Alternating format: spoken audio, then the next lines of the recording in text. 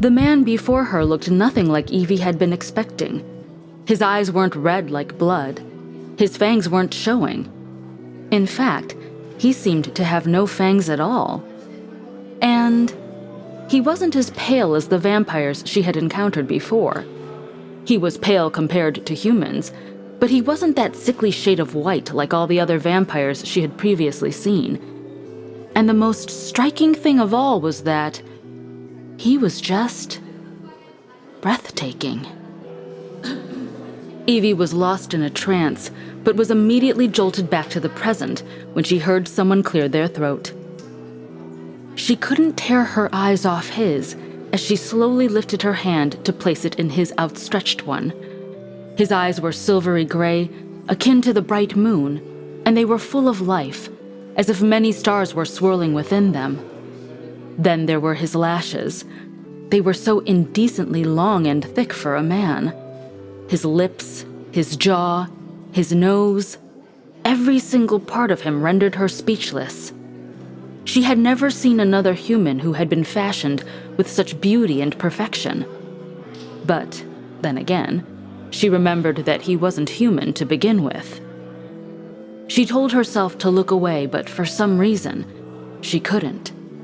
She felt like he somehow did something to her as soon as their eyes met.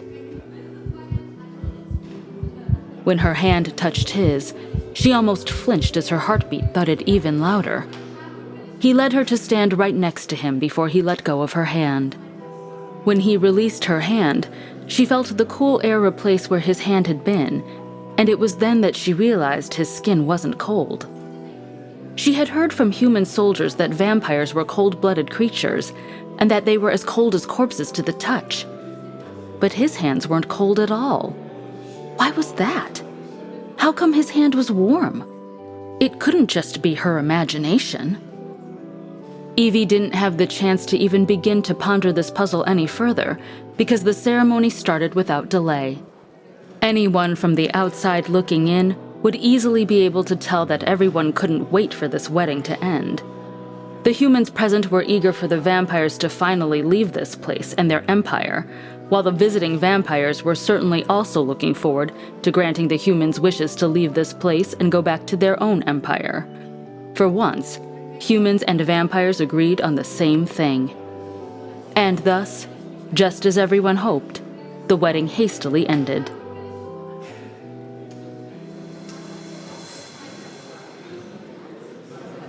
Evie had attended other princesses' and nobles' weddings before, and she almost wanted to smirk at the speed at which they carried out and ended what was meant to be a most special occasion, her wedding. But, then again, she couldn't blame anyone. No one wanted this wedding in the first place.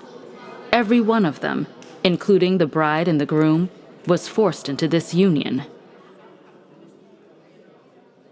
A deep, quiet sigh escaped Evie's lips when everyone started to quickly move and disperse. She couldn't believe how quickly the hall became empty. Her husband offered his hand to her again. Of course, Evie already prepared herself for this. She was going to the Northern Empire, the Vampire's Land, right after the wedding, so she already said her goodbyes to her family before the vampires even arrived. A little shaky, Evie placed her hand in his. Her eyes were hot, but she swore not to tear up. She looked at her mother as the vampire prince led her toward the door.